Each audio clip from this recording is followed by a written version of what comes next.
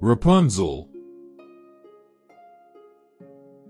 There was once a man and a woman who had long in vain wished for a child. At length, the woman hoped that God was about to grant her desire. These people had a little window at the back of their house from which a splendid garden could be seen. It was full of the most beautiful flowers and herbs. It was, however, surrounded by a high wall, and no one dared to go into it because it belonged to a witch who had great power and was dreaded by all the world. One day, the woman was standing by this window and looking down into the garden when she saw a bed which was planted with the most beautiful rampion, Rapunzel, and it looked so fresh and green that she longed for it and had the greatest desire to eat some. This desire increased every day, and as she knew that she could not get any of it, she quite pined away and looked pale and miserable. Then her husband was alarmed and asked, "What ails you, dear wife?" "Ah," she replied, "if I can't get some of the rampion to eat, which is in the garden behind our house, I shall die." The man, who loved her, thought, "Sooner than let your wife die, bring her some of the rampion yourself, let it cost you what it will." In the twilight of evening, he clambered over the wall into the garden of the witch, hastily clutched a handful of rampion, and took it to his wife. She at once made herself a salad of it, and ate it with much relish.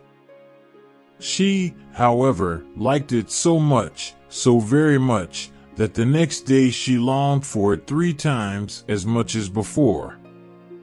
If he was to have any rest, her husband must once more descend into the garden. In the gloom of evening, therefore, he let himself down again.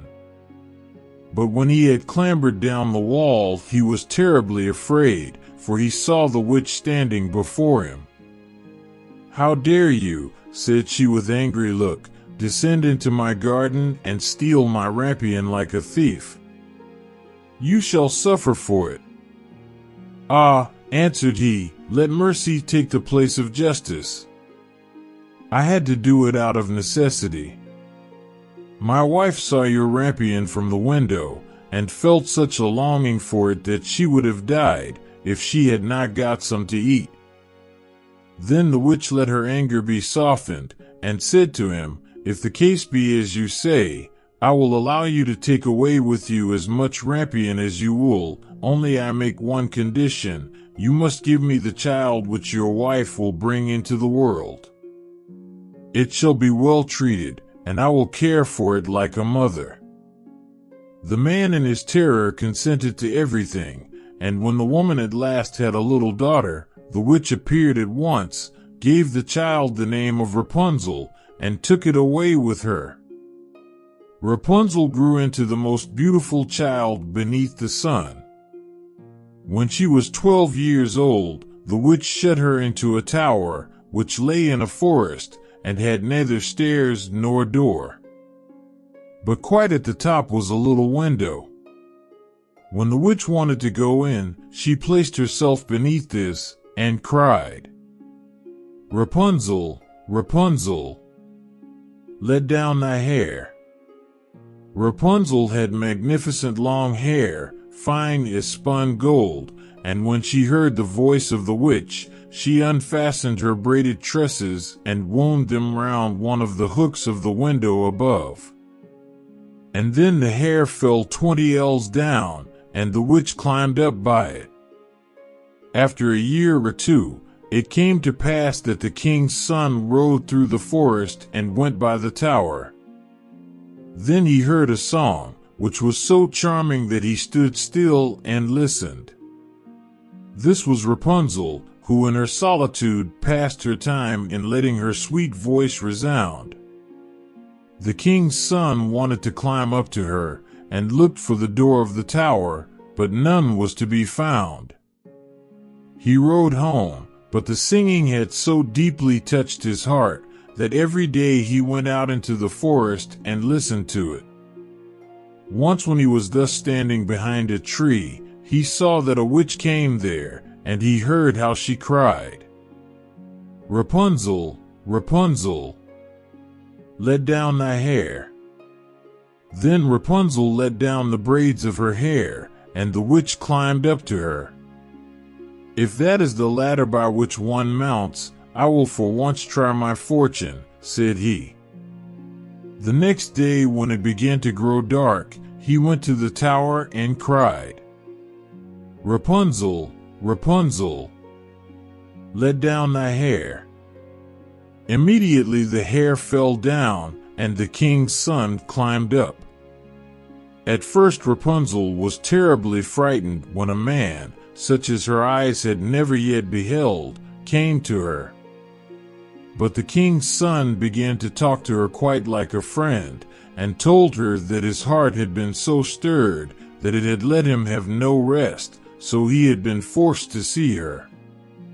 Then Rapunzel lost her fear, and when he asked her if she would take him for her husband, and she saw that he was young and handsome, she thought, "He will love me more than old Dame Godhell does," and she said yes, and laid her hand in his. She said also, "I will willingly go away with you, but I do not know how to get down. Bring with you a skein of silk every time that you come, and I will weave a ladder with it. When that is ready I will descend, and you will take me on your horse."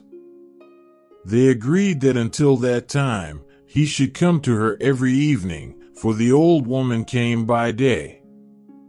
The witch remarked nothing of this, until once Rapunzel said to her, "Tell me, Dame Godhell, how it happens that you are so much heavier for me to draw up than the young king's son. He is with me in a moment." "Ah, you wicked child," cried the witch. "What do I hear you say? I thought I had separated you from all the world, and yet you have deceived me." In her anger she clutched Rapunzel's beautiful tresses, wrapped them twice round her left hand, seized a pair of scissors with the right, and snip, snap, they were cut off, and the lovely braids lay on the ground. And she was so pitiless that she took poor Rapunzel into a desert, where she had to live in great grief and misery. On the same day, however, that she cast out Rapunzel, the witch, in the evening, fastened the braids of hair which she had cut off to the hook of the window, and when the king's son came and cried, "Rapunzel, Rapunzel, let down thy hair," she let the hair down. The king's son ascended. He did not find his dearest Rapunzel above, but the witch, who gazed at him with wicked and venomous looks. "Aha," she cried mockingly, "you would fetch your dearest. But the beautiful bird sits no longer singing in the nest. The cat has got it, and will scratch out your eyes as well. Rapunzel is lost to you. You will never see her more." The king's son was beside himself with grief, and in his despair he leapt down from the tower. He escaped with his life, but the thorns into which he fell pierced his eyes. Then he wandered quite blind about the forest, ate nothing but roots and berries, and did nothing but lament and weep over the loss of his dearest wife. Thus he roamed about in misery for some years, and at length came to the desert where Rapunzel lived in wretchedness.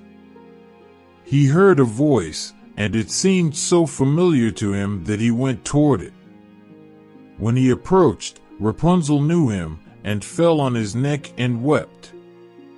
2 of her tears wetted his eyes, and they grew clear again, and he could see with them as before. He led her to his kingdom, where he was joyfully received, and they lived for a long time, happy and contented.